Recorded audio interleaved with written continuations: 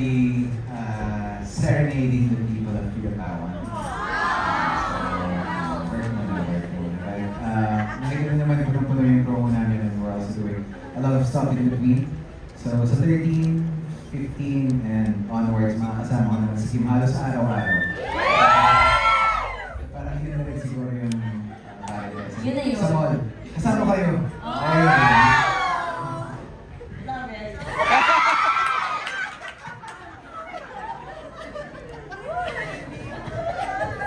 I love it. Kayo ba? Baka gano'n na na. Ay, syempre, baka naman kayo din po. If they run out of ideas for Valentine's, maybe they can also get ideas from you. Anong plans mo? May ano po ako nun. Yung trabaho. May work siya eh. Pero kung gusto nyo, i-book nyo na lang kayo ng reservation.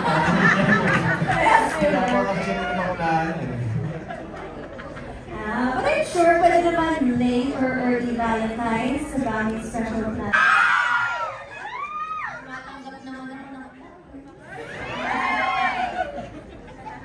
Ako naman usually pag hindi ko trabaho, kadalasan, pamilya kasama ko.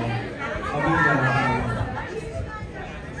Okay, I love that. Now we also have another question from Kim Pao Cross. This is Rose Teresa. I'm Rose from Kim Pao, the others. For Kim and Pao, considering your next project together, what genre would you be most excited to do and why?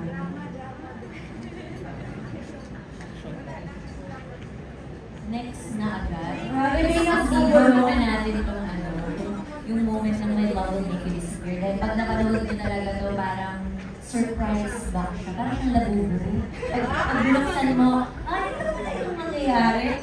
Hindi na siya basta-basta rom-com, pero napakaraming genre dito. Pili na lang kayo kung saan kami magaling.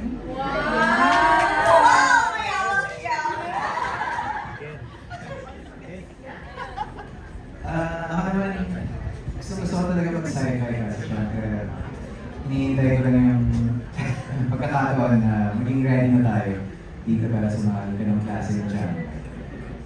Dahil dyan mag-host ko siya ng mga bagong sinis-squad. Baka hindi. Diba? Sabi Kim, ready ko po kayo for a sci-fi. Sabi ko pinakaano. Ako ba ang kasama mo yun? Siguro, pwede kang AI. Parang sa Her. Hindi yung boses ni Scarlett Johansson. Ganda naman. Talaga? Nai-love siya.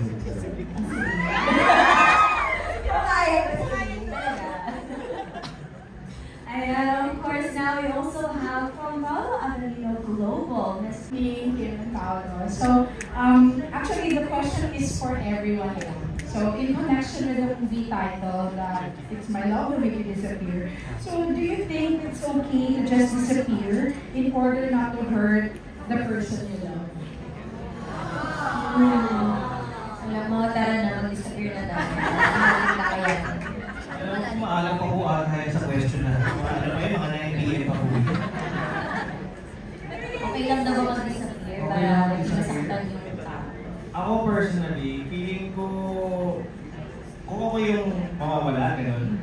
Kung ako mawawala, para hindi mo saktan. Ikaw na lang sumunod.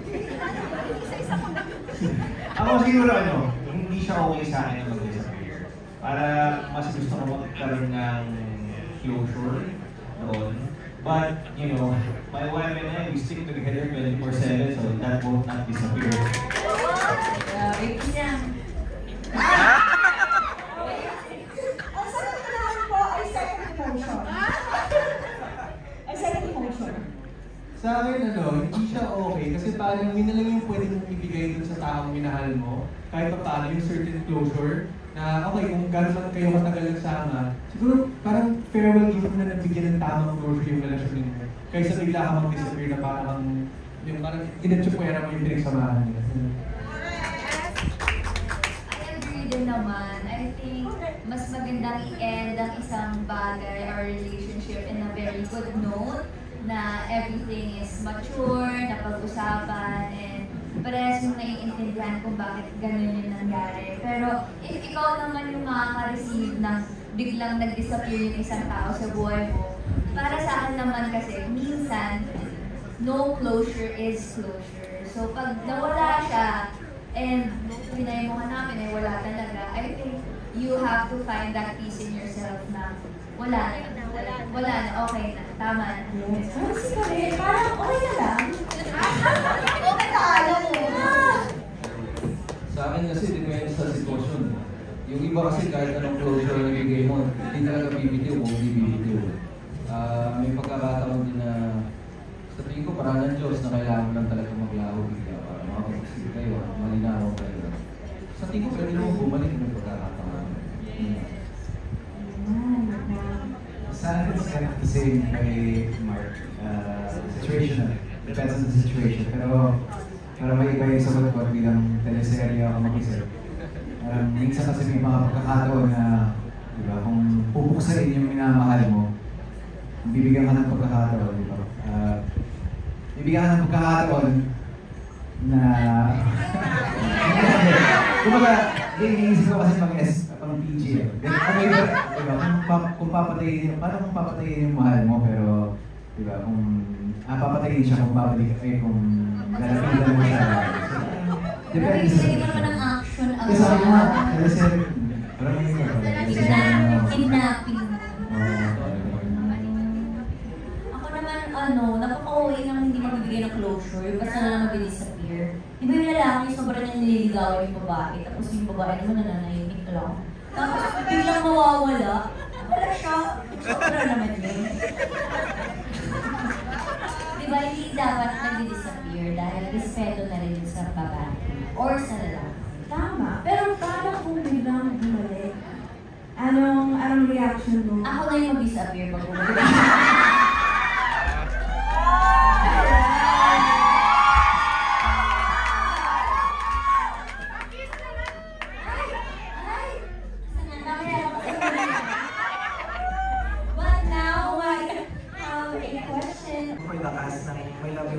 May ka-disappear. Can you describe kung paano magpakilita ang came out of camp po?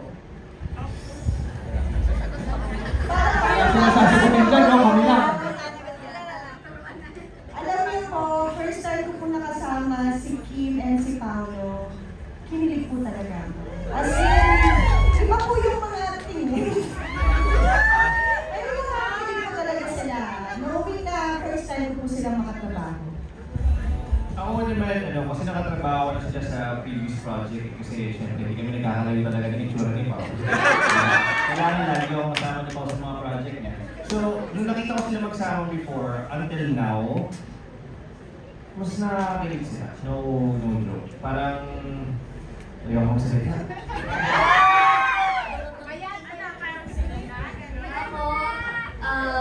Super love ko tong dalawang to. And kapag nasa set ako, parang nagiging fan din nila ako. Kaya parang wala na akong masabi. Itataya ko ang buhay ko sa kanila.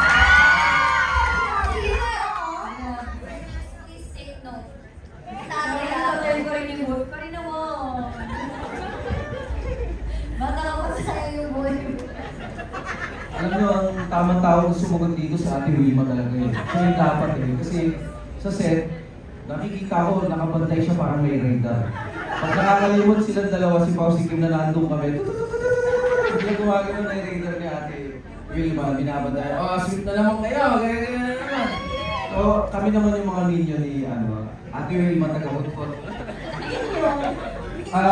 Gano'n sila kasi, may mga pagkakataon, syempre linya kami. Minsan kami lahat, makakalimot kami, nakatingin lang kami sa, namin ang cute yung dalawang pipag magkasama. Ganun sila talaga, nakakalimot kami pag panoorin nyo, grabe.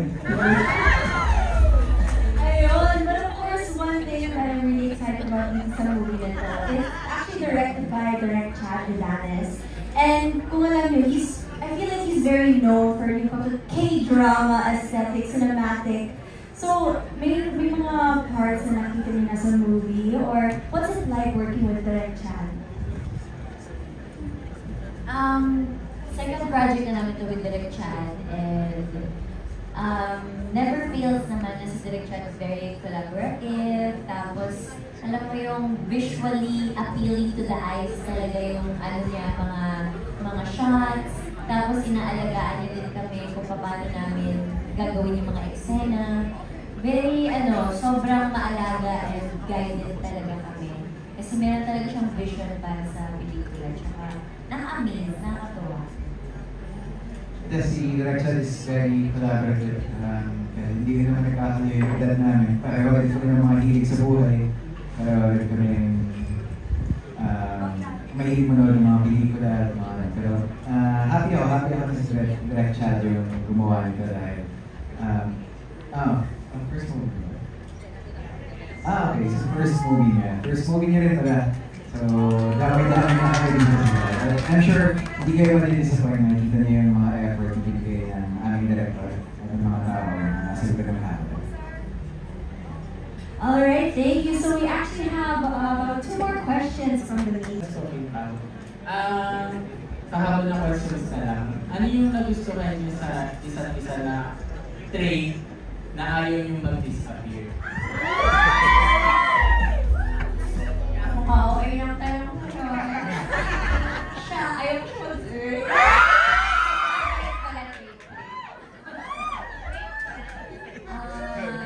Yung pagiging listener, hindi siya nabibigay sa kadaladalan ko. Yun lang. Kasi pag nabigay na siya, baka hindi na ako makapag-kwento. Hindi na talaga ako magsalita. Baka magkasalt ako. Kaya, inig lang. Ako siguro yung pagkakwento. Hindi siya nabubusan ng kwento pero magtitig na kami yung direct tapos yung kwento. In a good way. Pero joke na. Siguro yung isang trait na... Uy, nag-joke siya lang! Isang trait na gusto ko kay Kim na sana hindi mawala. Yung pagka maalaga na.